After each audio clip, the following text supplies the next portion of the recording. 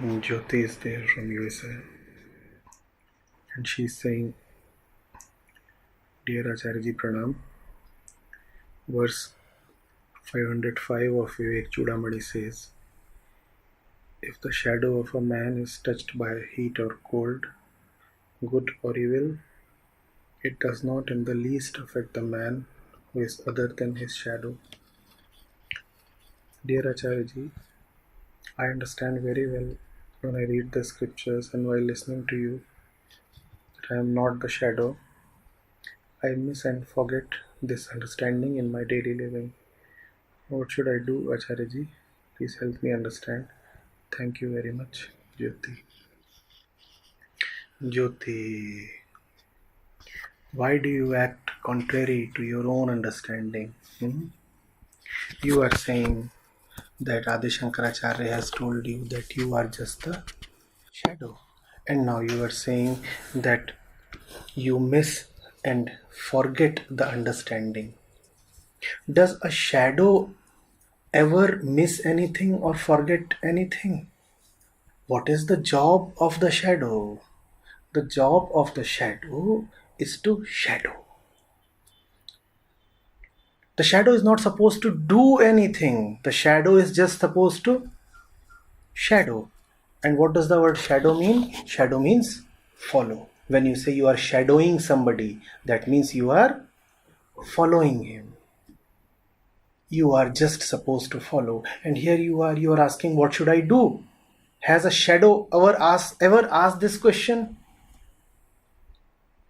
How would you feel if one day your shadow springs up from the ground and asks you, what should I do? I feel the same way when you ask me this question. I'm surprised. How is the shadow attributing doership to itself?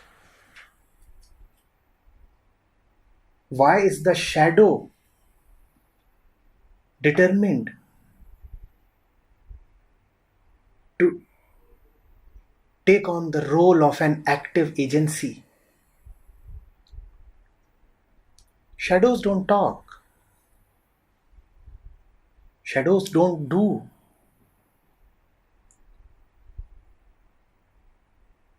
And remember, Jyoti, shadows don't even understand. It is not your job to understand.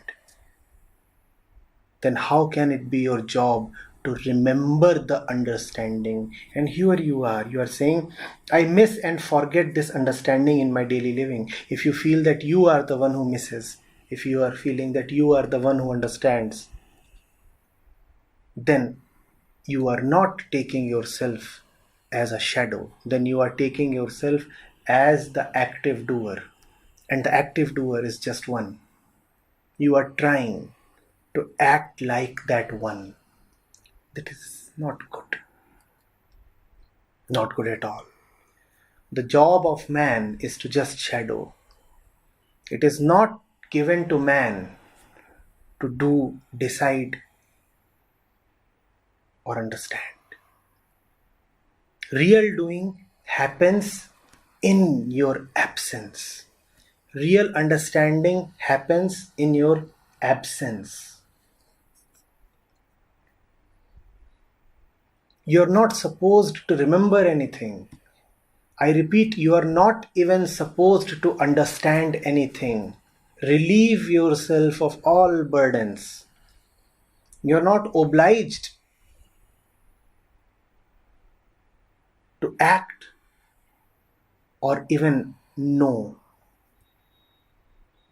Such is your freedom. Such is the freedom of the shadow. The shadow is free of all responsibilities, all burdens. The shadow has to follow just one dharma. And the dharma of the shadow is to shadow.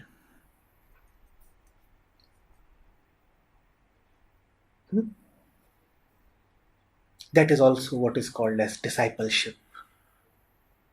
Just follow the discipline of being a student. Just stay behind. Just follow. Do you see that following and shadowing are just the same thing. What does the shadow do? It always follows you. And the shadow has no will of its own, no direction of its own, no decision of its own. If you turn left, will the shadow say, "No, I want to turn right"? Will the shadow say? You turn left, the shadow turns left. That Jyoti is also called as surrender. You turn right, the shadow turns right. You are now letting things happen. You are not causing them to happen. You are letting them happen. Are you getting it?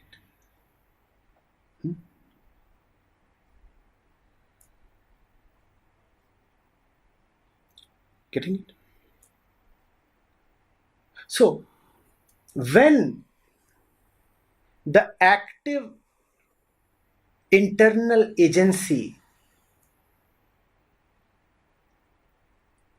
called as the ego is prepared to take itself as just the shadow, then the one that you are is not the shadow. Please understand this.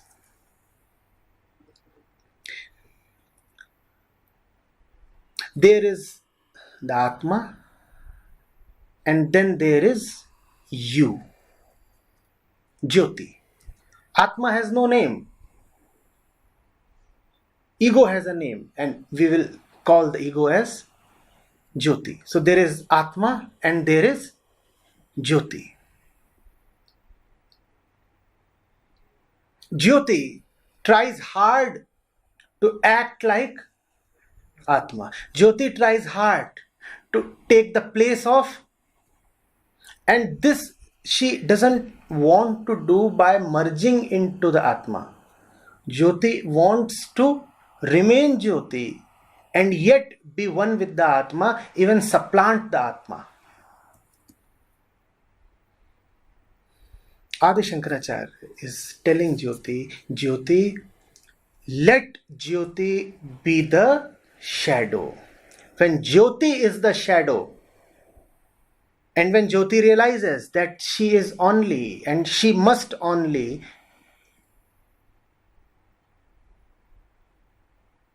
remain as the shadow,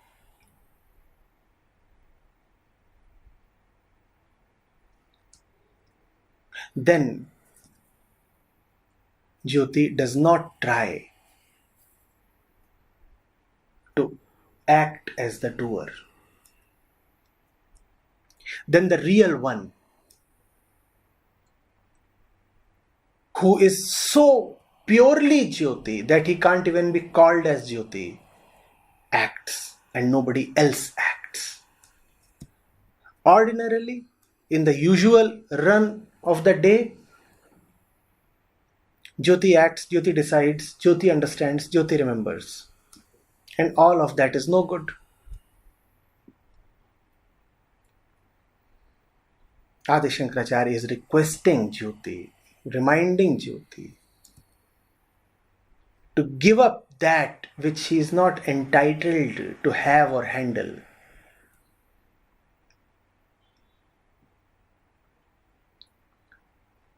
You will not understand by trying to understand. And you will never be able to remember any understanding. I suppose I have been repeating that since a very long time. And still you say that you do not want to forget the understanding. You still feel that you are the one who understands. The one who understands is the real one. The shadow neither understands nor is supposed to understand. So Jyoti, if you do not understand, that is fine. Not only do you not understand, you also cannot understand. Yes. There is a great pleasure in lying flat on the ground like the shadow. That pleasure is called joy. Joy is the pleasure of lying flat on the ground, not having your head up. Have you seen a shadow on the ground? When a man ordinarily stands, then his head is higher than his feet. But look at a shadow. The head and the feet are both at the same level. That's joy. And that can come only in total surrender.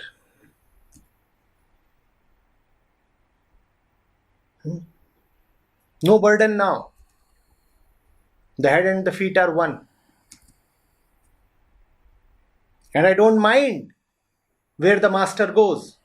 I just shadow. And where are the shadow and the master connected? At the feet. Not at the head.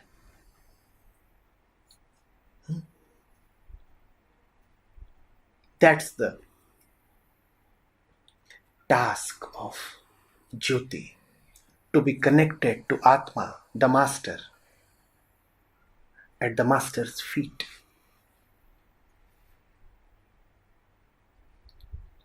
No other relationship is possible. Have you ever found a shadow hugging its master? No, that can't happen. Have you ever found a shadow disobeying its master? No. Does that happen? Have you ever found a shadow having an individual or personal will of its own? Does that happen? Have you ever found a shadow threatening to leave the master? That too doesn't happen. The shadow never goes away, never. That is, as long as there is light, sunlight. But in total darkness, yes, the shadow can go away, disappear. As long as there is light, as long as there is the light of truth, the shadow refuses to leave the master. The truthful ego refuses to leave the Atma. Nor would it leave, nor would it try to climb up the master.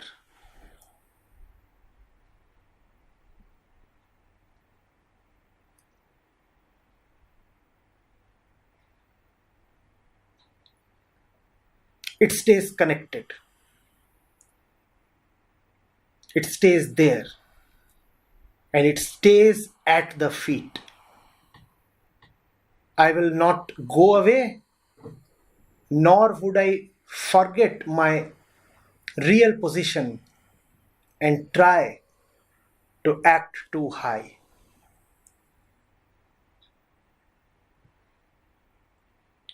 That's the dharma of the shadow.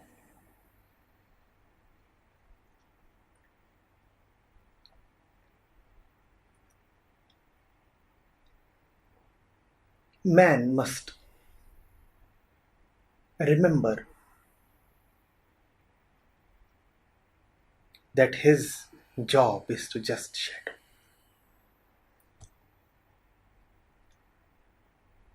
And then he would be joyfully guided by the real one.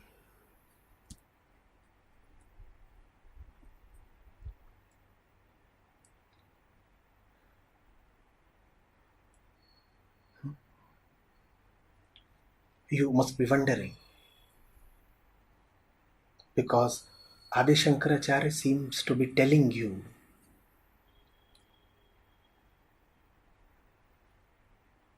that you are not the shadow. He is telling you that all those things that are happening to you are happening actually only to your shadow. So don't mind them. You are untouched by all happenings. That's what Adi Shankaracharya seems to be telling you. Right? And here am I telling you that you are purely the shadow. Don't take these two approaches as contradictory. Adi Shankar is telling you that you are the pure Atma. I am telling you that you are just the ego. And if you can say that you are just the ego, then in the intensity and depth and truth of that declaration lies the Atma. You can never directly say or claim that you are the Atma.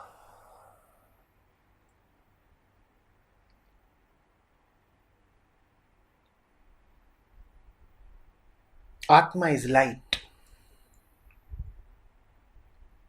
You can perceive it only in a reflected way.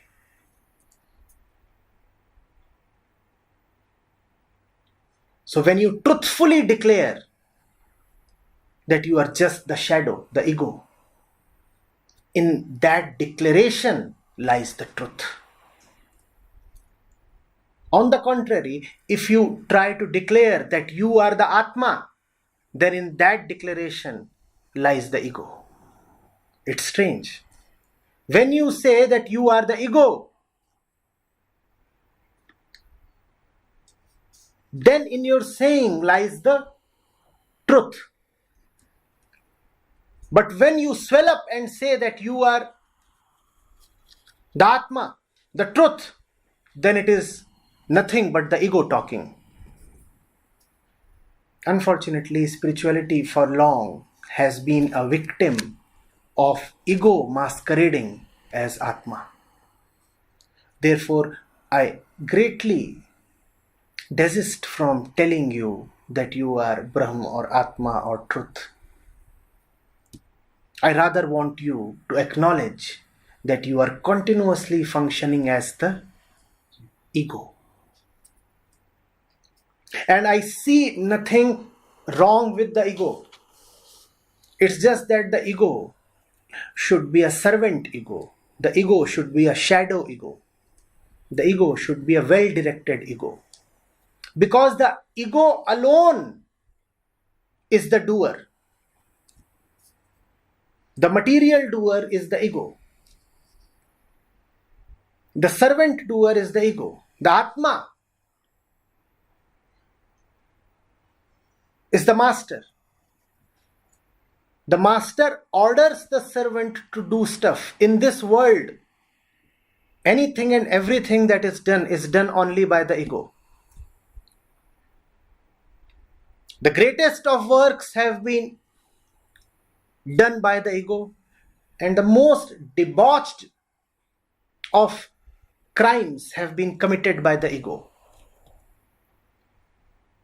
High or low, good or bad, left or right, it is the ego in action everywhere.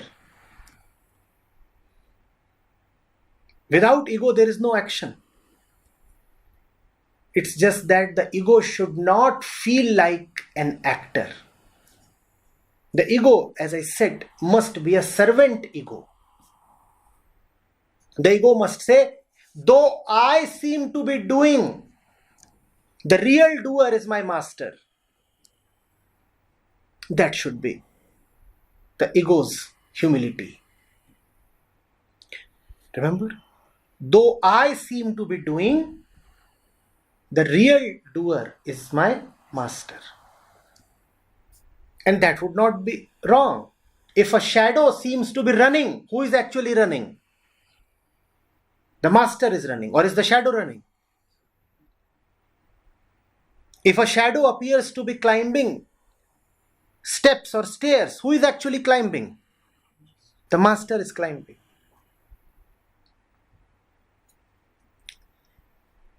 Very good. So you are the ego. And please remain as the ego, but remain as a servant ego, as a surrendered ego.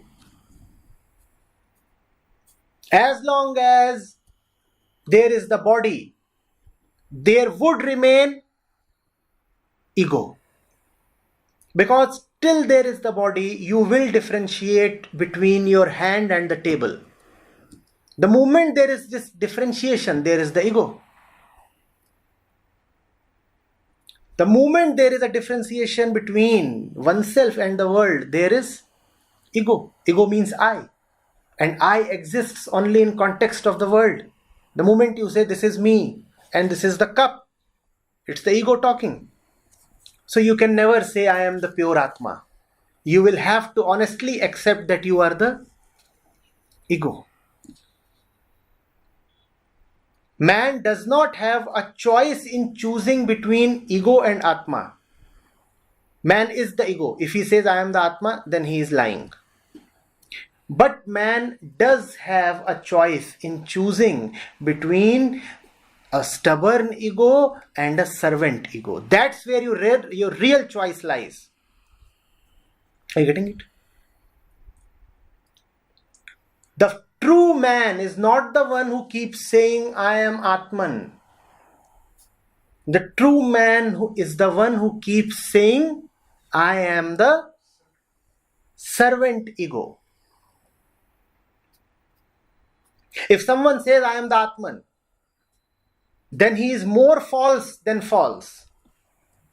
Please be very cautious of people who keep uttering that they are Brahm or Atman or truth or whatever.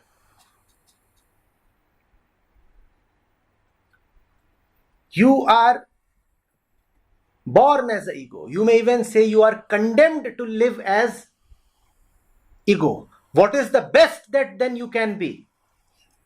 A servant ego. Don't try to act as the truth. That is beyond you. Just be contented to act as the servant ego, the shadow ego. And when you are acting as the shadow ego, then you are in the loving and benevolent and compassionate custody of the master, the Atma. The moment you have accepted that you are a servant, you have allowed the master to lord over you. The moment you have accepted that you are just a servant, you have gained the company of the master. That's how one reaches the Atma. If you are searching for the truth, then rather search for the false. If you can successfully see the false, then in the seeing lies the truth. But in the name of spirituality, man since ages has been searching for the truth, and man can never find the truth. It is beyond man's capacity to find the truth. What should man rather hunt for? The false. Now it is a strange thing.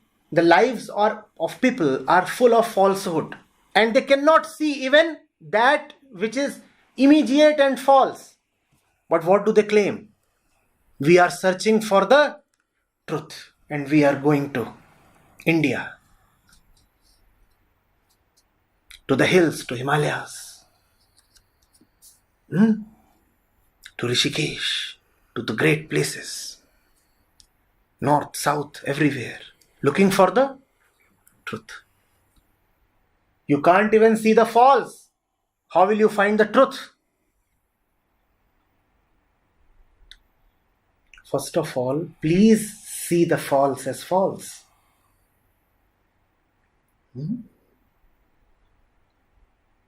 The day you say, I am false, I am repeating this. The day you say, I am false, That declaration is powered by the truth. And now the truth is yours.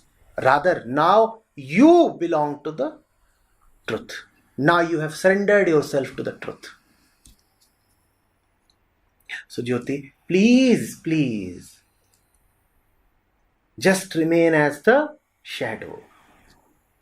And remember that the shadow has total freedom because it is always prostrating at the feet of the master. That's what we need. An ego prostrating always at the feet of Atma, the truth.